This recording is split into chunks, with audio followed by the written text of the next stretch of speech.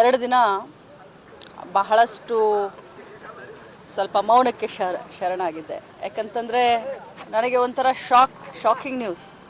ಯಾವತ್ತೂ ಕೂಡ ಯಾರ ಕಡೆಯಿಂದ ಸರಿದು ಕುಂಡ್ರು ಅಂತ ಅನಿಸ್ಕೊಂಡಿಲ್ಲ. ಯಾಕಂದರೆ ಅನ್ಯಾಯದ ವಿರುದ್ಧ ಹೋರಾಟ ಮಾಡಿಕೊಂಡೇ ಇಲ್ಲಿವರೆಗೆ ಬಂದಿದ್ದೀನಿ. ನನ್ನ ಕರಿಯರ್ ಏನು ರೆಡ್ ಕಾರ್ಪೆಟ್ ಏನಿಲ್ಲ. 26 ವರ್ಷ ಸಂಘರ್ಷ ಮಾಡಿ ಈ ಮಟ್ಟಕ್ಕೆ ಬಂದಿದ್ದೀನಿ. ಆದರೆ BJPಯರ ಎಲ್ಲ ನಾಯಕರನ್ನು ನೋಡಿದ್ರೆ ನನಗೆ ನಿಜವಾಗ್ಲೂ ಒಂದು ಕಡೆ ಅವ್ರ ಬಗ್ಗೆ ಮರಕು ಹುಟ್ಟುತ್ತೆ.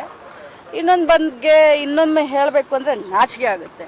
ಯಾಕಂತಂದರೆ ಯಡಿಯೂರಪ್ಪಾಜಿಯವರ ಮಗ ವಿಜಯೇಂದ್ರ, ಆರ್ ಅಶೋಕ್ ಅವರು, ನಮ್ಮ ಸಮಾಜದ ಹಿರಿಯ ಮುಖಂಡರಾದಂಥ ಯತ್ನಾಳ್ ಅವರು, ಬೆಲ್ಲದವರು, ಇವರು ಎಲ್ಲರೂ ಒಬ್ಬ ಮಹಿಳೆಯನ್ನು ಅಸಹ್ಯ ಮಾಡಿದಂಥ ವ್ಯಕ್ತಿಗೆ ಇವತ್ತು ಸಪೋರ್ಟ್ ಮಾಡೋದನ್ನು ನೋಡಿದ್ರೆ ಒಮ್ಮೆ ಮರಗು ಬರುತ್ತೆ. ರಾಜಕಾರಣಕ್ಕೋಸ್ಕರ, ತಮ್ಮ ಪಕ್ಷಕ್ಕೋಸ್ಕರ ಬಾಯಿ ತೆಗೆದ್ರೆ ರಾಮ ರಾಮ ರಾಮ ಅಂತ ಹೇಳುವಂಥ BJPರಿಗೆ ಇವತ್ತು ನಾಚಿಕೆ ಆಗಬೇಕು. ಹೇಳಿದ್ದು ಅವರು, ಅನಿಸ್ಕೊಂಡವಳು ನಾನು. ಇವತ್ತು ಇಡೀ ರಾಜ್ಯದಲ್ಲಿ ಹಾರ ತುರಾಯಿ ಹಾಕಿ ವೈಭವೀಕರಣ ಮಾಡಿಸ್ಕೊಳ್ತಾ ಇದ್ದಾರೆ CT ರವಿ ಅವರು.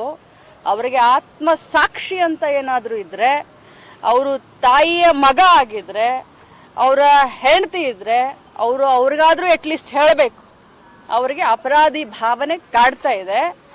ಆದರೆ ಒಂದು ಮಾತನ್ನು ತಮ್ಮ ಮುಖಾಂತರ ಹೇಳಲಿಕ್ಕೆ ಬಯಸ್ತೇನೆ. ನಿಜ, ನನಗೆ 2 ದಿನ ಬಹಳಷ್ಟು ಆಘಾತವಾಗಿತ್ತು. ಆದರೆ ಅನ್ಯಾಯದ ವಿರುದ್ಧ ಹೋರಾಟ ನಾನು ನಿಲ್ಲಿಸೋದಿಲ್ಲ.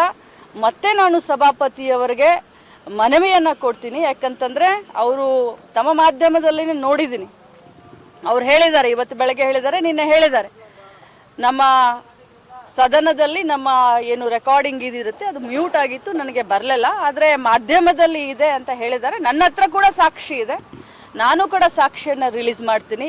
ಯಾವುದೇ ಕಾರಣಕ್ಕೂ CT ರವಿ ಅವರನ್ನ ಕ್ಷಮಿಸುವಂಥ ಪ್ರಮೇಯನೇ ಇಲ್ಲ. ನಾನು ಹೋರಾಟ ಮಾಡ್ತೀನಿ. ಇಡೀ ಮಹಿಳಾ ಕುಲಕ್ಕೆ ಏನು ಅವರು ಇವತ್ತು ಅನ್ಯಾಯ ಮಾಡಿದ್ದಾರೆ, ಈ ಪದವನ್ನು ಬಳಸಿದ್ದಾರೆ, ಅವರಿಗೆ ಶಿಕ್ಷೆ ಆಗುವವರೆಗೂ ಈ ಲಕ್ಷ್ಮೀ ಹೆಬ್ಬಾಳ್ಕರ್ ಸುಮ್ಮನೆ ಕೂರೋದಿಲ್ಲ ಅಂತ ಹೇಳಲಿಕ್ಕೆ ಬಯಸ್ತೇನೆ. ನಾರ್ತ್ ಫಸ್ಟ್, ಉತ್ತರ ಕರ್ನಾಟಕದ ಆವಾಜ್.